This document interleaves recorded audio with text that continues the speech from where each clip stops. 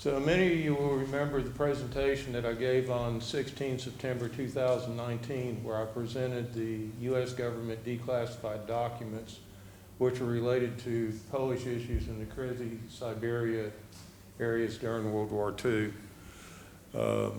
I'm not going to be representing any of those documents. I may refer to them, but what I'm bringing in now is all new stuff I've found since then. Tomorrow, Volume 1, 1940 to 9 May 1943 of my book, containing a portion of these documents as well as other newly discovered documents, will be released at the Museum Katinsky. Volume 2, 10 May 1943 to 1945, the end of 1945, is scheduled to be released in 2024, with Volume 3, 1946 to present, to follow in 2025. And actually, this meeting will be in the third book as a continuation. The documents have been sorted chronologically and tell an amazing but often troubling story. Many of the documents had never been seen publicly before, particularly together. Most of the people are aware of my father, Captain Donald B. Stewart, and Lieutenant Colonel John H. Van Vliet, Jr.'s historical involvement in the Katyn massacre during the 1943 exhumations that the Germans did, and later congressional investigation, but few are aware of the role that Lieutenant Colonel Henry I. Zemansky played. And this is a copy of Volume 1 of my book. So while Stewart and Van Vliet Jr. graduated from West Point, Zemansky attended West Point but did not graduate. He is the unknown American who was involved in outing the Russian complicity in the Katyn massacre. He was a colonel of the U.S. Army, Olympic wrestler 1920, came in 4th place. He also was an excellent boxer. He attended West Point Military Academy and later did graduate work at Northwestern. He was fluent in Polish and served during World War II as an assistant military attaché to Egypt as a liaison officer to the Polish and Czechoslovak forces in the Middle East. In 1943, he co-authored the Zemansky Report about Soviet involvement in the Katyn massacre, which was subsequently lost. In 1944, he was assigned to General Dwight D. Eisenhower's staff as a specialist in Polish affairs. After World War II, he worked on reparations for former Polish POWs and displaced persons. In 1952, he testified before the Select Committee to investigate and study the facts, evidence, and circumstances of the Katyn Forest massacre. In the same year, he undertook an assignment in Germany for the CIA, and I have no idea what that assignment was. Believe me, I've been trying to find out. He retired from the military in 1953 and moved to Colorado Springs, Colorado. So this is a picture of, I butcher Polish names, but all 4 of these men in that picture testified before the Madden Committee. They probably filled up half a book. While stationed in Cairo, Zemansky began to interrogating recently released Polish soldiers and civilians from the Kresy-Siberia region. Soon after the announcement of the discovery of the graves at Katyn, he compiled the interviews into a 70-page document which later became known as the Zemansky Report. On 29 May 1943, Zemansky forwarded his report to U.S. military intelligence in Washington, D.C. The Zemansky Report consisted of a 2-page cover letter and 9 appendixes. It started with Captain Joseph Zapsky's 1942 aide memoir about the missing Polish officers and contained several appendices with interviews of former Polish Kresy-Siberia residents. This is the start of Captain Zapsky's, which is a repeat of their, it's the same document that was in my last presentation, but this time it's being forwarded to U.S. military intelligence. The Polish Kresy-Siberia survivors who Szymanski interviewed gave sworn statements about their civilian living conditions in the military prison camps, and any information that they had heard about the missing Polish officers while interned. And there, in Appendix 5, there's actually 5 of these depositions in there.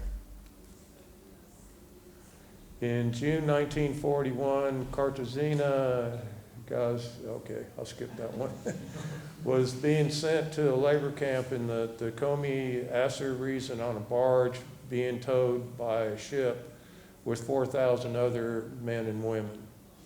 She was crying, and a young Russian soldier struck up a conversation with her.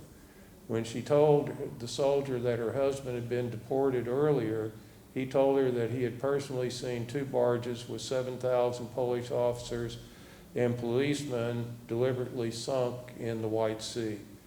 An older Russian sailor, a civilian, verified the story. So they knew in 1943 that these Polish officers and policemen had been killed in the North Sea.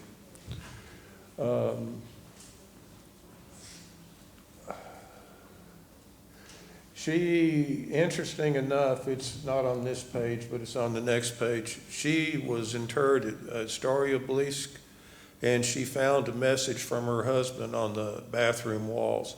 When the Soviets found out that the messages were actually communicating, they whitewashed all the messages off the walls in the bathroom. But it was the last communication she ever saw from her husband. Vladislav Piotrkowski testified, and I don't know why it's not Piotrowska, it's ski, but that's what's in this document. Testified that while she was traveling on a train from Jebel to Krasnovodsk, wearing a Polish woman's auxiliary service uniform, she met a Russian peasant whose daughter worked as a typist at the Bialystok prison camp.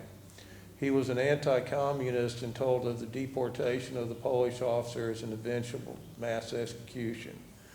He gave her the names of 20 murdered Polish officers and told her that he had many records that his daughter had smuggled out of the prison camp and given him that he had hidden at his house. So on the next page, and this will be in my next book, he made arrangements with the lady to come by his house in a Polish woman's uniform and retrieve all the documents and try to smuggle them out of Russia. I don't think it ever happened, but it's just part of this story. U.S. Army Deputy Chief of Staff for Intelligence, G2, Major General George V. Strong, was Szymanski's superior. He took a dim view of the Szymanski report and ordered Szymanski to only forward further reports if they proved German complicity in the Katyn massacre. Strong stated that he had seen the reports from the Polish Kresy-Siberia survivors before and had no interest in seeing them again. He later relieved Szymanski of his duties as a U.S. military attaché to Cairo and transferred him to Italy, where he became the American liaison officer to the Polish Second Corps. Strong gave the Szymanski report an ultra-secret security classification and buried it in a records warehouse. The security classification was so strict that if you tried to sign it out, or you had it in your possession without written authorization, they arrested you and sent you to Leavenworth. It's basically what back then would be the equivalent of Guantanamo. Now serving on the front lines, Szymanski fought in, that should be many battles with the Second Corps, including the Battle of Monte Cassino. In 1944, Szymanski was reassigned to General Dwight Eisenhower's staff as a specialist in Polish affairs. Basically, Strong moved Szymanski to the front lines, hoping the Germans would kill him and get rid of his biggest problem. And it sort of backfired because Eisenhower took a like to him and then put him on his staff. The guy's got luck. So here he's with Anders, Alexander, and Zemansky's on the right. In 1971, Zemansky attended a speech given by Congress Thaddeus M. Makrovitz. Zemansky told Makrovitz, a member of the Madden Committee, about his 1943 Zemansky report, which led Makrovitz to search for the report. And this was a chance meeting. The only person at that conference who knew about the Zemansky report was the man who wrote it. So he told him that the report was classified secret. He missed that. It was ultra secret. And U.S. military intelligence was supposed to have it. However, when Makrovitz requested a copy of the Zemansky report, U.S. military intelligence could not find the report. A huge uproar occurred because the 1945 Van Vliet report about the Katyn massacre had previously been reported as missing. And on one of these underlined here, which the military intelligence did, if Army G2 doesn't know what became of them, Army G2 needs a thorough shaking up. It turns out that Strong caused the Zemansky report to get lost, and his successor, General Clayton Bissell, was the one who destroyed the Van Vliet report. So both of these people held the same position in the U.S. military, and consecutive occupants destroyed reports that had to do with the Katyn massacre. A couple of days later, the Washington Post reported that the Zemansky report had been found, but that Appendix 9 had been forwarded to Nuremberg. The missing Van Vliet report was never found. So General Bolling shows up in this because he's now replaced Bissell. And he managed to secure the 8 sections, and then the 9th section showed up, and it was then made ready for the Madden Committee to receive. On 14 March 1944, oh, shoot, that's wrong. On 14 March 1954, the Zemansky report was entered into U.S. congressional record when Zemansky testified before the Madden Committee. The sworn statements of the Polish Kresy-Siberia survivors who contributed to the Zemansky report were now a part of the permanent record of the Select Committee to investigate and study the facts, evidence, and circumstances of the Katyn Forest Massacre. So all of the statements that he collected from the Kresy-Siberia survivors that he met in Egypt are now part of the congressional record as of 1954. In 1944, the Polish military personnel and citizens still interred in Kresy-Siberia became pawns in a high-level political negotiations between Great Britain, the U.S., and the Soviet Union. The break in diplomatic relations between the Polish governments and exiles and the Soviet Union, and Stalin's demand that the Curzon Line be used to partition Poland after World War II further complicated issues. And this sort of ties into the report that I had in my first speech where before the break had actually happened, Churchill suggested to Stalin that another 100,000 Poles that were stuck in the Kresy-Siberia area be released as a sign of good faith so that the two governments could work together, and maybe if he released 100,000 that the Polish government in exile would accept the Curzon Line. But that never happened. It's in volume 1 of my book. During the ongoing During the ongoing Polish-Soviet diplomatic break, the post-World War II fate of Poland was discussed by Churchill, Roosevelt, and Stalin.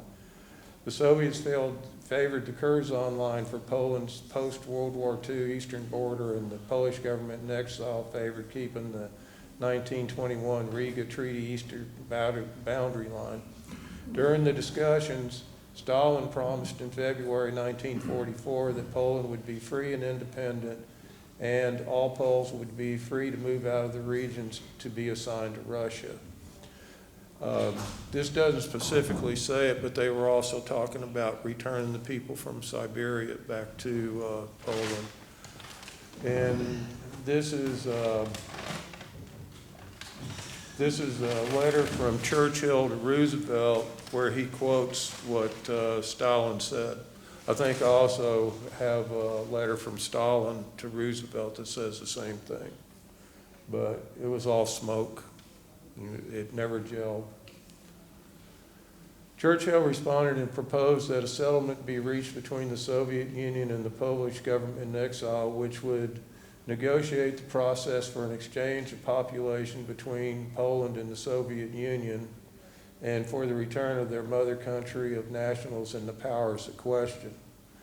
So Churchill did come back and actually bring the subject up in a more direct fashion, and this is basically his last try.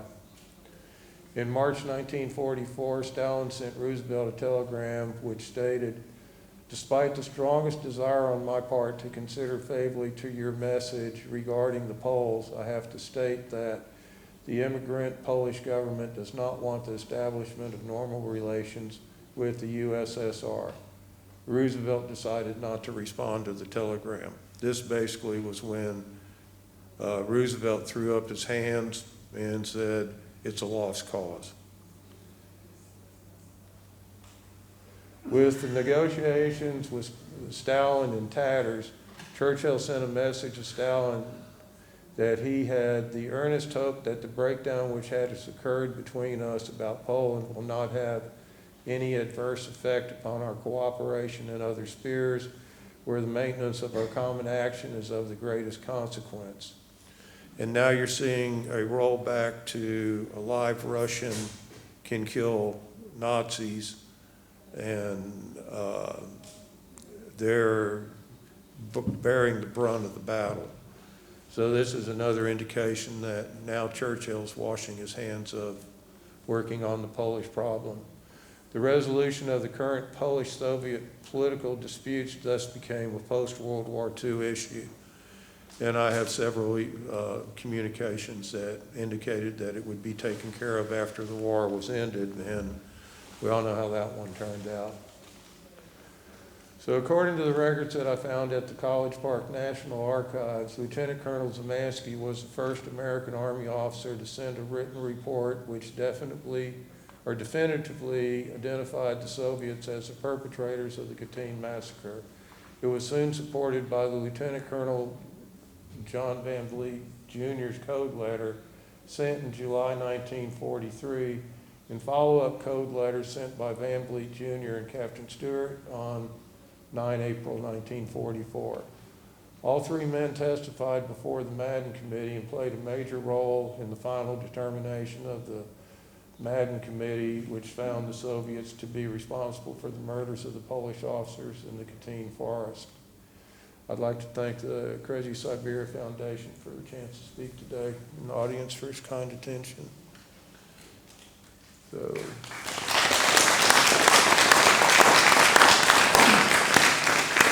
we have time for questions? Yeah, does anybody have any questions or any comments? Yeah. Could you perhaps tell us a little bit about the codes that your father and Lieutenant Van Fleet used in order to communicate whilst they were prisoners of war? Okay, there was agents. So the English had POWs for a long time, and MI9 developed a code message that could be inserted into one of the Kriegsgefangen postcards or letters that the POWs were allowed to send. So first what happened, you had to identify a person, and then you had to have a trigger. So my dad picked his mother, and if he said 9 April, it was a code letter. If he said April 9th, it was not a code letter. So when you went through the message, when you found the first but, the first BUT but, was an indication that the code message had ended, that all the code was above it. So you went back up, and all of they had patterns that the MISX knew that you go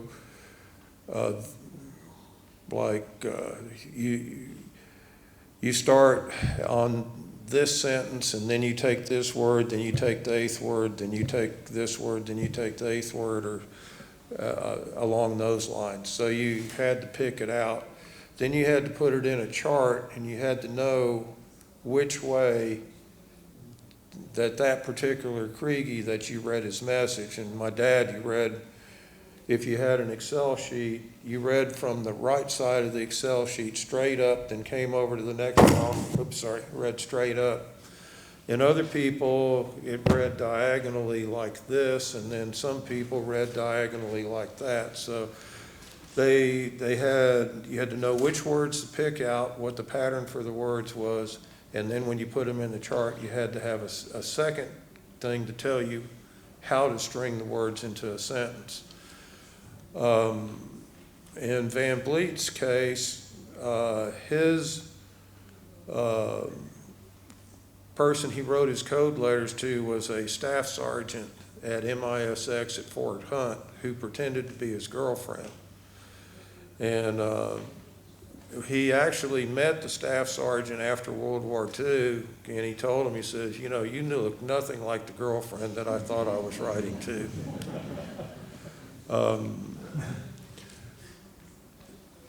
There was so they trained probably about 300 code writers before the Americans left England or the United States and went to North Africa for Operation Torch. Must have turned it off. Okay. And then they got lucky, and look, the plan worked, and at the Battle of Sidi Bouzid, 7 Army officers who were already trained to be code writers wound up at OFLOG 64. And then they trained another 10 to where they had 17 code writers plus whatever was captured later on. They wound up with about 23 code writers. So they had a system where there was a pyramid where the people that didn't need to know were at the bottom. And then they had the interrogators who weeded out the German plants, which they did figure out 2 of them, you know. If he said he was from Brooklyn, a couple of guys from Brooklyn would come up and say, you lucky guy. He says, I'm dying for a piece of pizza from Sarkomes at 5th and Broadway. And if the guy says, no, that's not where it's at 9th and Broadway, they knew he was an American. And he goes, yeah, he says, I just had some there before I got on the boat. Then they knew he was a German. And they never had their security system breached. So then above that, you had the escape committee, and above the escape committee, you had security above the escape committee, and above security were the code writers. And the code writers were put in a room by themselves, and they always wrote in that room on little pieces of paper. And if a German guard was to do a snap check, they would eat the piece of paper. So the first OFLOG 64 Kriege to send a message back was captured at the same battle my dad was, the Battle of Sidi Bouzid, on the 14th of February, 1943. And his code letter recipient was his wife that he'd been married 5 months before he got deployed. 3 weeks after he got to Italy, or after he was captured, when he was in Italy, they allowed him to send his first communication home. I don't think the guy thought he was going to get captured because his code sign out to MISX was "your pal" in quotations. So he sends this letter, his first letter back to his wife, and all the subsequent code letters he did, he signed "your pal." And he's been married less than a year. So she thought that was extremely strange and that he'd gotten a concussion or had gone crazy or something. And it wasn't until after the war that he told her that that was his call sign for MISX, and they got a good laugh out of it. Stephen just had a question, which is just a very practical question. Where can we get your... Tell us about your book and where people can buy a copy if they would like to read more. So the book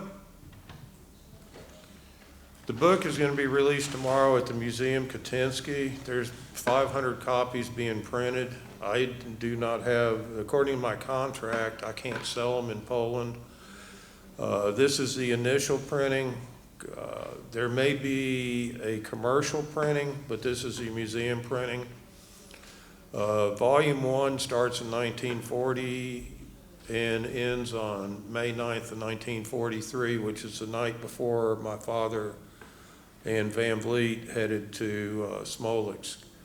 Volume 2 starts with the train trip and ends with the end of 1945, which basically there's a document drop off there for a couple of years. I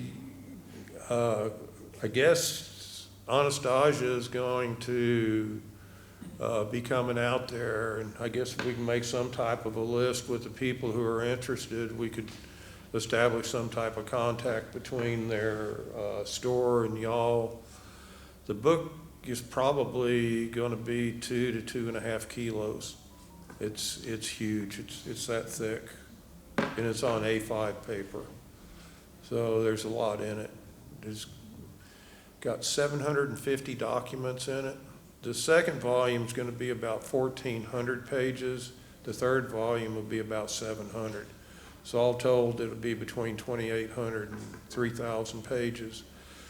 We'll be releasing a volume 2 in 2024 about this time, and volume 3 will be 2025. I've almost got volume 2 finished. I'm incorporating I just found another 285 documents that I'm inserting into it, which was the Stalin, Roosevelt, Churchill communications. But when the book is finally done, it's going to, in 2026, it'll be released as an ebook. And I understand the 2025, when the volume 3 is done, they're going to make a 3-book set out of it, which if you get them year by year, they'll be somewhat similar, but this may have a redesigned cover or something and be a match set. But the ebook is being prepared to become a textbook for we call them high schools, I think they're gymnasiums here, and colleges and universities. It's being written to the highest academic standards, and it's been reviewed and gotten favorable reviews from the top 2 Katyn PhD scholars, including Dr. Witold Wasilewski with the IPN.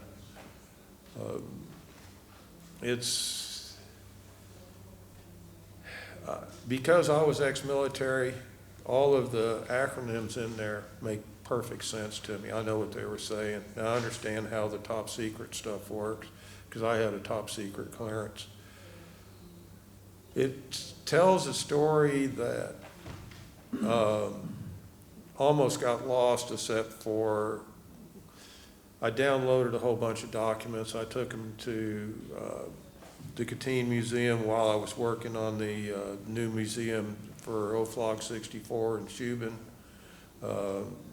They're making, the city of Shubin's putting together a new museum is going to open next year about the 5 countries that had POW camps in their city. Polish civilians, Polish military, French military, British flyers, and Americans.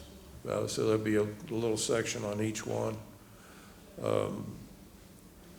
And I dropped them off, and I told Sebastian Carvot that, said, you know, y'all ought to make a book out of this. And he goes, no, you ought to make the book.